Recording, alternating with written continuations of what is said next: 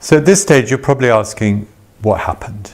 Well, back in 2008, it was a sticky August day. I was digging a hole in the garden, and I suddenly got pins and needles down my right side, and I tried to stamp them out, but they wouldn't go away.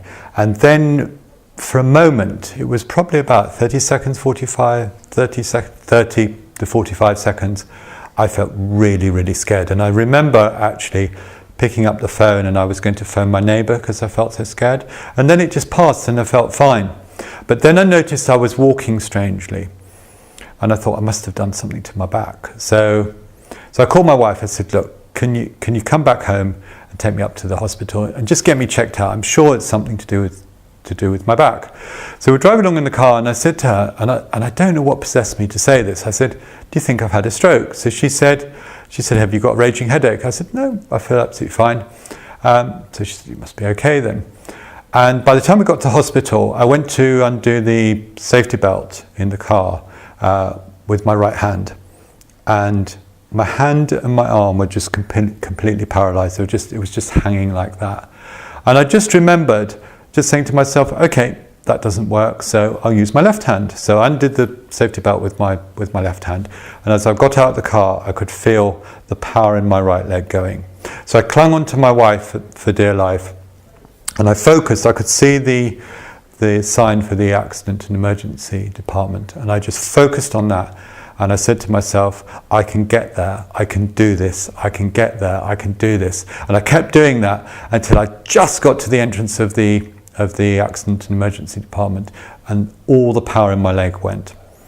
So then they wheeled me in, and by which time then it was very clear that I'd had a stroke. But then what they did was they started to talk to me about a procedure called thrombolysis, which is a clot busting drug. And the implication of this was that the movement would come back relatively quickly. So I began to run films of me being a better man relatively rapidly. But my hopes were dashed because they scanned me and discovered it wasn't a clot, but it was a bleed, it was a hemorrhage. So I said to them, well, so now what? So they said, well, I'm really sorry, but we have to admit you and do a number of tests and so on, and then we'll take it from there. So then this huge cloud of uncertainty fell upon me and my wife, and I was shortly wheeled into the acute stroke ward. And when I saw the sign acute stroke ward, I realized this must be really serious. So I was lying in this bay, and I began to run these horrible films of being in a care home and not being able to work again. And I got really, really frightened, and I lay there and I was shaking like crazy.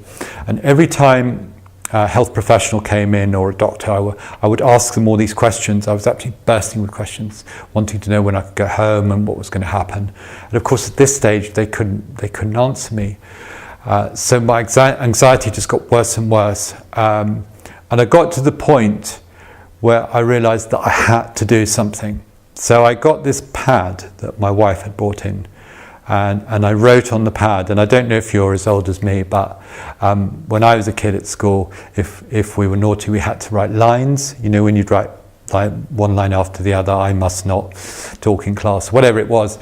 So I did that. I wrote, when I wake up, I will feel my right side. When I wake up, I will feel my right side. When I wake up, I will feel my right side. I was so determined at this stage to get better. And you know what? It just made me feel better. And during the night, and I'm sure this is a coincidence, but my right foot began to swivel involuntarily. And when the staff nurse came on in the morning, I said, my right foot started to move in the night, it's starting to swivel. She said, oh, well, that's a good sign. She said, that means that movement must be coming back to your right side. So I felt a whole lot better. So what's my message here? My message here is, when you're going through it, it just feels so bad at the time. But if you can hold one of my trainers, my dear trainers, called the space of uncertainty. So if you can just hold that feeling of uncertainty and just know that things get better. And also the other message is that bad things come to an end in the same way as good things. And if you just hold those two things, just that things get better and you can make yourself feel better, then what you're going through at the moment, just listen to my story again and just ask yourself, how can you feel better? What small thing can you do to cope with what you're going through and to feel better so that you can move on from where you are?